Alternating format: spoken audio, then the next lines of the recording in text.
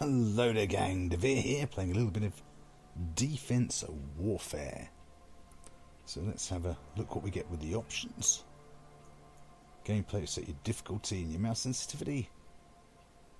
Fairly decent, actually, decent-ish amount of video options. It's on the Unreal Engine. Unfortunately, it doesn't really, well, you'll see when we get in game, it doesn't make the full use of Unreal in all honesty. And some audio options. So you can probably guess by the introduction screen, it's a sort of tower defense. However, it's one of those hero-based ones. What I mean by that is you do the most of the killing, the tower's more of a secondary consideration. So it's a bit of an odd interface. If we go to our inventory here, and mark it. As you play through the game, you get rewarded with various cash and stars and such that you can use on upgrades, such as different tower types to buy. Traps for the road. And the abilities, these are what you attach to your helicopter when you're in combat, and you activate them yourself with your number keys. You fit them here in the armoury. I currently have these couple of towers. Those 3 traps. And I'm rocking these 4 abilities, which we'll see in action once we start. I think this is just a some sort of painting thing for your turrets, but yeah, not too that fussed about that in all honesty. And finally your perks, you get these little stars and you can unlock some of those to help make your game a bit easier, because the balance is one issue with this game, or rather it's the biggest issue with this game. So with that all covered, just to make sure I did fit everything I wanted in the armoury. Yeah, I did. Oops, back. So play, we do have a survival mode, which of course is locked when you first start. You play a bit of the game and get a few maps. So level selector, this is kind of like your main campaign, if you wanted to call it that. So you've got a very, very basic tutorial. And then the rest of it's all tiered. As you can see, I'm still fairly low level at the moment. So this is one of the oddities, as you'll see soon enough. This is the very first map you see, Tier 1 Initiation. You can pick one of these 2 maps. You'll notice I've completed that one, but not this one. So I start with 115. And in typical fashion, as you kill enemy types, you get more resources. Let's pop one of those down. I might pop one of those down from now on. Maybe a sniper turret somewhere here. And it's all fairly easy. If it's a yellow outline border, you can pop your turrets in it. If it's not, you can't. So this is your helicopter, your attack helicopter. So if I press E, we're now in control of the helicopter. And if we E again, we come back out of control. And there's I'll press space to start the game. There's my special abilities there, activated by the numeric keys. So 1, this is a slowing explosives type. I don't think it's an explosive grenade, it's more of a slowing type grenade. Obviously in typical fashion, these are very weak enemy types. So I'll just spacebar to start you with. That's a good thing, it does let you stop and in between waves to recharge your abilities, because that's a bit annoying. If I fire one and then the wave finishes, then I have to wait for it to come back off its cooldown again. So this one here, number 2, gives us a brief boost to my turret's destructive power. And you see I've got a heal, and then 4, which I'm never sure if that's working or not. 4, so look how fast it zips through. So I'm supposed to just permanently keep flicking it. I don't know. It's not always to clear us, because that is one of the things with the interface. You might notice it's quite easy to lose track of where your crosshairs is for starters. It's also possible to use your little abilities where they're of absolutely no use at all. So here, if I press 2 for my turret boost, obviously it's not going to do anything to those, but it let me fire it on them anyway. Which when things get a bit hectic, you can end up doing that. I should have put a few traps down. You'll also notice at the moment the rewards aren't particularly high either. We've only, despite all this destruction, we've only got very few extra credits for what we've done. Let's just quickly put one of those slowing traps down there. I'll put a slow pit just there to help slow them through the main area.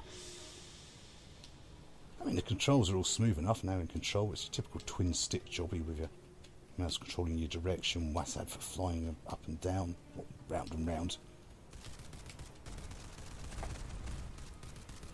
You've got your main guns on your left mouse button, and then so now these chappies are the ones that fire back at you, because that's the thing, you can get destroyed. So this is where not having much indication, you might notice the screen's just getting a bit fuzzy. That's the indicator that I'm about to be destroyed. There's no real direct warning or flashing screen or beacons or alarm sounds, which would make life a lot easier, in all honesty. I'll do one more wave now, try and boost a trap or something. Well, I could boost, actually should have tried boosting some of the gun turrets.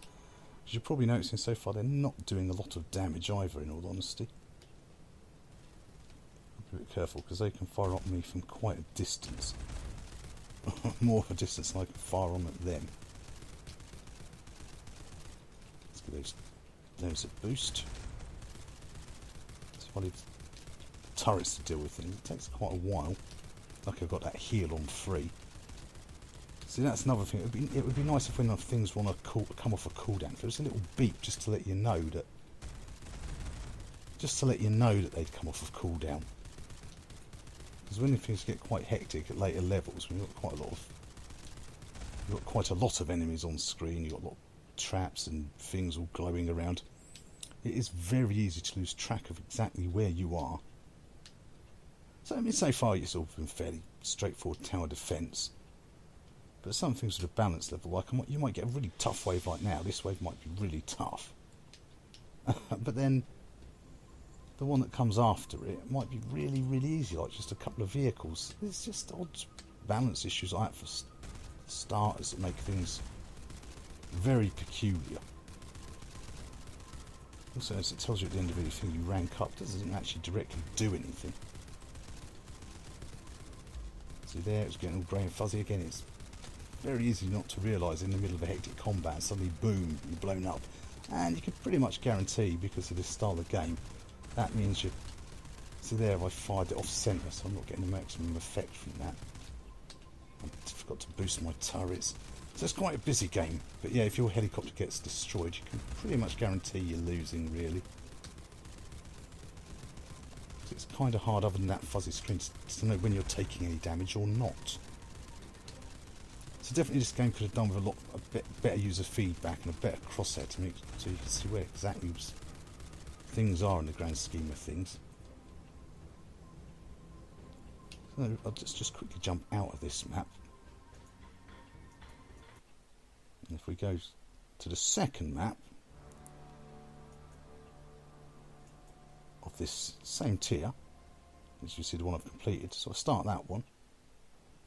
Now you see I've got 1700 resource points for some reason in this one, which means this one's an absolute cakewalk. You can just spam loads of gun turrets down with that sort of money. So yeah, it's a lot of bizarre choices in this game. Like that, very strange balance choices.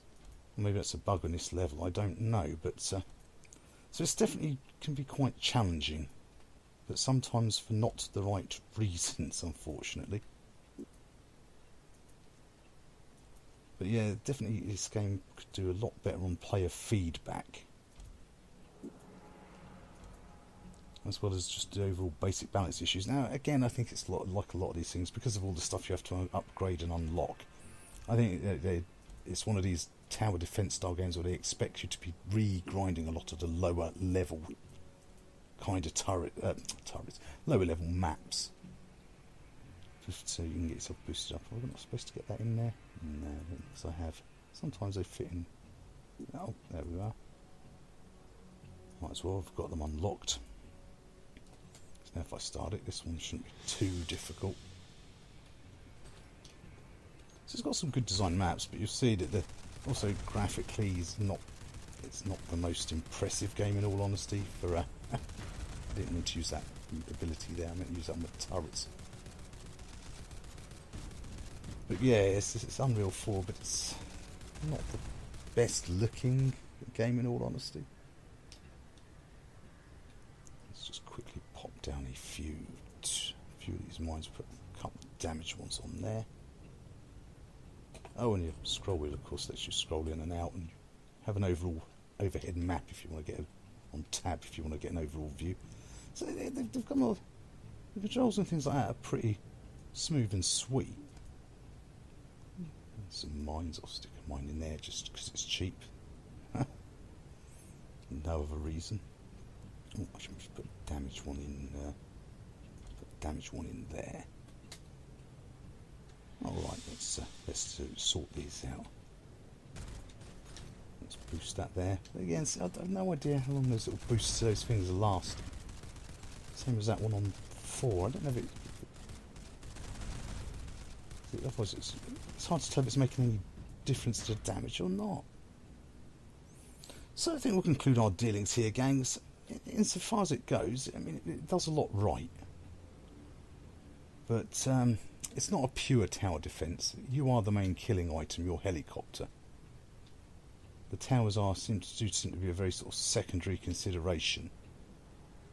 So this is probably one for the tower defence purist. If you're looking for a more casual game, this is probably not for you. If you really love your tower defence, you'll probably get more out of it, because it is quite challenging. There's a lot of low-level grinding going to be needed to get yourself competitive. And it is just little irritating balance issues, like the odd waves. There's normally a wave if they get sequentially harder with each passing wave. But here you'll get a tough wave followed by a really easy wave. And there's a good selection of enemy types as well.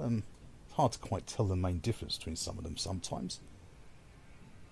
There's a lot of different things to unlock and upgrade and abilities to try, so it does bring a lot to the table, and it is cheap. It's only $3.99, so it's not mega bucks.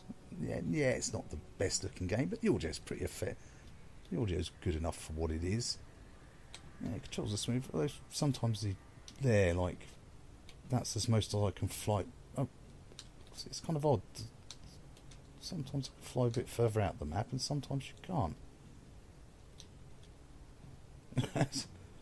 With all this sort of space here, you really want to be able to spin quite a lot around to just keep yourself hard to hit.